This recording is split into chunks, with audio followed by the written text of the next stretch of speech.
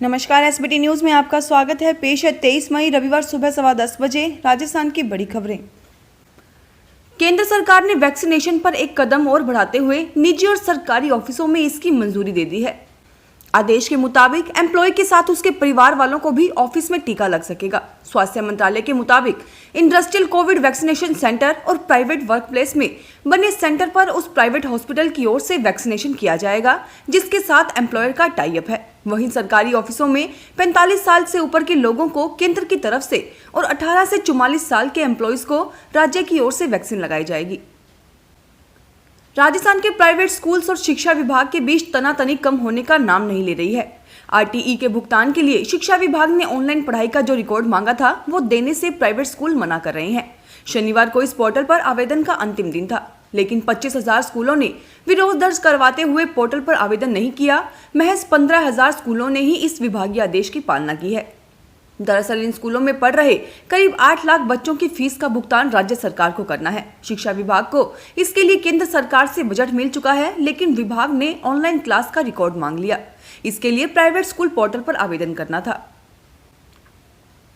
मौसम विभाग ने 26 मई को ओडिशा के तटों पर चक्रवात यास के आने की चेतावनी दी है। ऐसे में यात्रियों की सुरक्षा को लेकर उत्तर पश्चिम रेलवे ने 2 जोड़ी स्पेशल ट्रेनों को रद्द करने का फैसला किया है। यह पुरी, अजमेर, जोधपुर आदि के बीच संचालित होने वाली रद्द की जाने वाली ट्रेनें हैं। यह सभी ट्रेनें 24, 26 और 29 मई की अलग अलग तारीखों के बीच रद्द रहेंगी। उत्तर पश्चिम रेलवे के महाप्रबंधक सामान्य व मुख्य जनसंपर्क अधिकारी लेफ्टिनेंट शशि किरण के अनुसार ओडिशा के तटीय क्षेत्र में चक्रवात यास के आने को लेकर मौसम विभाग की ओर से चेतावनी जारी की गई है। राजस्थान में कोरोना वायरस के मामले कम होने लगे हैं, तो अब ब्लैक फंगस ने नई परेशानी खड़ी कर दी है। सरकारी रिपोर्ट्स के अनुसार अब तक यहां 700 से अधिक मामले सामने आ चुके हैं। प्रदेश के सबसे बड़े एसएमएस अस्पताल में 80 से अधिक ब्लैक फंगस के मरीजों का इलाज चल रहा है। खास बात यह है कि एसएमएस अस्पताल की ईएनटी डॉक्टरों की टीम लगातार मरीजों के ऑपरेशन में जुटी हुई है। ब्लैक फंगस के मामलों में तेजी से बढ़ोतरी देखी जा रही है।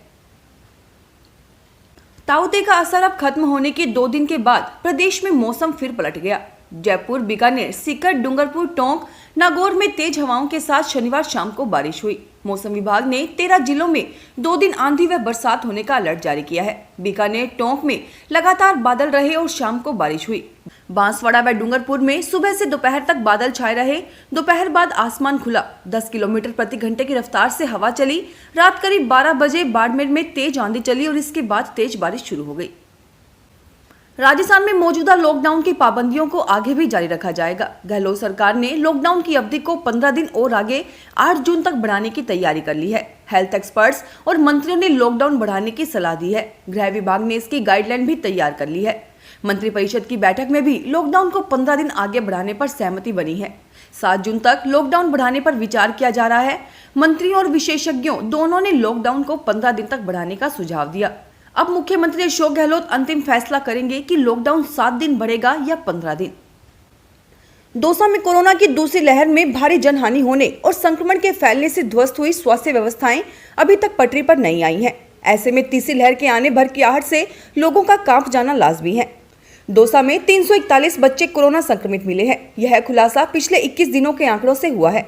इस पर जिला कलेक्टर ने कहा है कि बच्चों को कोरोना हुआ था पर वह भर्ती नहीं हुए, लेकिन लोगों में इसके बाद तीसरी लहर को लेकर भय और मजबूत होने लगा है। कोरोना का संक्रमण युवाओं और बुजुर्गों में ही नहीं बल्कि बच्चों में भी देखने को मिल रहा है।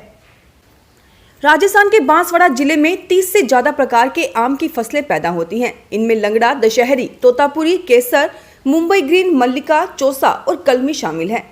पूरे प्रदेश में जितनी आम की फसल पैदा होती है उसका 26% आम अकेले बांसवाड़ा में पैदा होता है। यहाँ का आम दिल्ली एनसीआर की मंडियों में बहुत लोकप्रिय है। बीते दिनों ताउते तूफान के आने से किसानों की स्थिति बिगड़ गई है। समय से पूर्व हुई बारिश ने आम की फसल को खराब किया। आंधी तूफान के कारण आम पेड़ों से गिर गए। राजस्थान के मुख्यमंत्री अशोक गहलोत ने शनिवार को कहा कि राज्य सरकार कोरोना संक्रमण के कारण बेसहारा हुए परिवारों के लिए व्यापक सामाजिक सुरक्षा नीति बनाने पर विचार कर रही है। गहलोत ने शनिवार को राज्य मंत्रिपरिषद की बैठक को संबोधित करते हुए यह जानकारी दी। सरकारी प्रवक्ता के अनुसार मुख्यमंत्री गहलोत ने कहा कि कोरोना संक्रमण के कारण जिन परिवारों के कमाने वाले सदस्य की मौत हो गई है अथवा बच्चे अनाथ हो गए हैं, उन परिवारों के लिए राज्य सरकार एक व्यापक सामाजिक सुरक्षा नीति बनाने पर भी विचार कर रही है। देश में कोरोना की दूसरी लहर की रफ्तार धीमी होने लगी है। शनिवार को देश में 2,40,766 लोगों में कोरोना की पुष्टि हुई है। देश में 35 दिन बाद नए संक्रमितों का आंकड़ा 2,05,000 के नीचे रहा है। इससे पहले 16 अप्रैल को 2,34,002 लोग कोरोना संक्रमित पाए गए थे। पाली में कोरोना संक्रमित मरीज अब तक बैरक में या अपने घरों में रह रहे थे, लेकिन बैरक में रह रहे अन्य पुलिस कर्मियों व घरों में उनके परिजनों को संक्रमण से बचाने के लिए पुलिस लाइन में 25 बेड का कोविड केयर सेंटर बनाया गया है। पुलिस महानिदेशक एमएल लाठर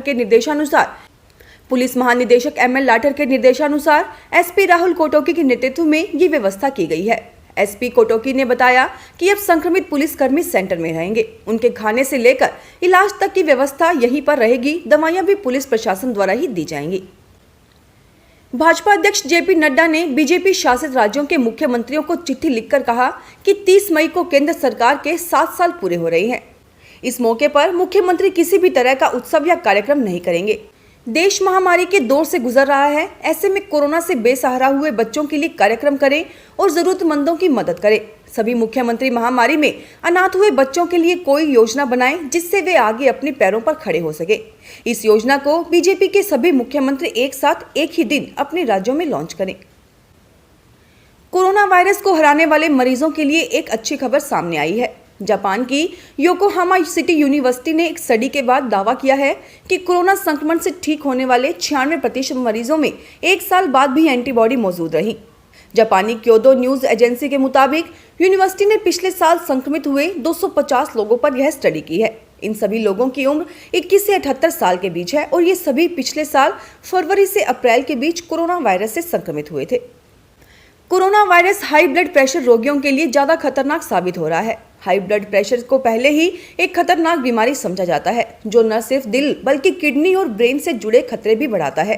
हाइपरटेंशन की बीमारी अक्सर लोगों को स्ट्रेस, एंजाइटी, अनहेल्दी डाइट या आनुवंशिक कारणों से भी हो सकता है। एक्सपर्ट्स का कहना है कि कोविड-19 के मरीजों में हाई ब्लड प्रेशर फेफड़ा, दिल, किडनी, दिमाग पर दबाव डाल रहा है। कोरोना महामारी की दूसरी लहर के बीच Central Board of Secondary Education 12वीं क्लास के मुख्य विषयों यानी मेजर सब्जेक्ट्स का एग्जाम लेने पर विचार कर रहा है। मीडिया रिपोर्ट्स के मुताबिक महामारी को देखते हुए यह फैसला लिया जा सकता है कि 12वीं क्लास में मेजर सब्जेक्ट्स का ही एग्जाम हो और बाकी सब्जेक्ट्स की मार्किंग के लिए कोई और फॉर्मूला अपनाया जाए। साथ ही यह भी कहा गया है कि जो स्टूडेंट कोरोना की वजह से एग्जाम नहीं दे पाते हैं, उन्हें एक और मौका मिलना चाहिए। फिलहाल इस बुलेटिन में इतना ही। फिर हाजिर होंगे और बड़ी खबरों के साथ। एसबीटी न्यूज के वीडियो देखने के लिए हमारे चैनल को सब्सक्राइब करें और नोटिफिकेशन पाने के लिए बेल आइकन को प्रेस करें।